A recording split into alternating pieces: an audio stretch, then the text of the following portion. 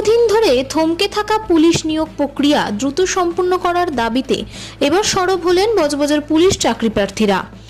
বুধবার ৩রা জুন ২০২৬ তারা স্থানীয় নেতৃত্বের কাছে একটি ডেপুটেশন জমা দেন। চাকরি প্রার্থীদের অভিযোগ, ২০২৪ সালে তাদের নিয়োগ প্রক্রিয়া শুরু হলেও বিগত ২ বছর ধরে বিভিন্ন আইনি জটিলতা এবং ছোটখাটো মামলার কারণে পুরো প্রক্রিয়াটি আটকে রয়েছে। ২০২৬ সাল চলে এলেও এখনো কোনো চূড়ান্ত সুরাহা মেলেনি। এর ফলে বহু যোগ্য প্রার্থীর বয়স পেরিয়ে যাচ্ছে, যার কারণে তাদের মধ্যে চরম হতাশা ও অনিশ্চয়তা তৈরি হয়েছে। তারা জানায় বিভিন্ন জেলার বিধায়কদের কাছেও স্মারকলিপি জমা দিয়েছেন। পাশাপাশি মুখ্যমন্ত্রীর জনতার দরবারে গিয়েও তারা নিজেদের সমস্যার কথা জানিয়েছেন এবং সেখান থেকে তাদের এই বিষয়ে ইতিবাচক পদক্ষেপ নেবার আশ্বাস দেওয়া হয়েছে বলে চাকরি প্রার্থীরা উল্লেখ করেন। এখন দেখার, নতুন সরকারের আশ্বাসের পর দীর্ঘদিন ধরে ঝুলে থাকা এই নিয়োগ প্রক্রিয়া কবে নাগাদ গতি পায় এবং চাকরি প্রার্থীরা তাদের কাঙ্ক্ষিত কর্মসংস্থান ফিরে পায়।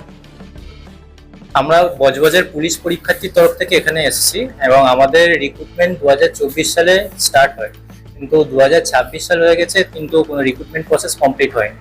তো সেই জন্য এবং সমস্ত রিক্রুটমেন্ট ডব্লিউবিপি, কেপি, এছাড়া আরও যে কেপিএসআই, কনস্টেবল, সমস্ত রিক্রুটমেন্ট প্রসেসই আটকে আছে বিভিন্ন ছোট ছোট কেসের জন্য। সেই রিক্রুটমেন্ট প্রসেসটা যাতে তাড়াতাড়ি হয় এবং ছেলেটাদের যাতে বয়সটা বেরিয়ে যাচ্ছে, 2 বছর অতিক্রম হয়ে গেছে, এবং যাতে আমাদের নতুন সরকারের কাছে আসা যেটা তাড়াতাড়ি হয়, সেই লক্ষ্যেই আমরা আজকে দিদির কাছে এসেছি এবং একটা ডেপুটেশন জমা করেছি।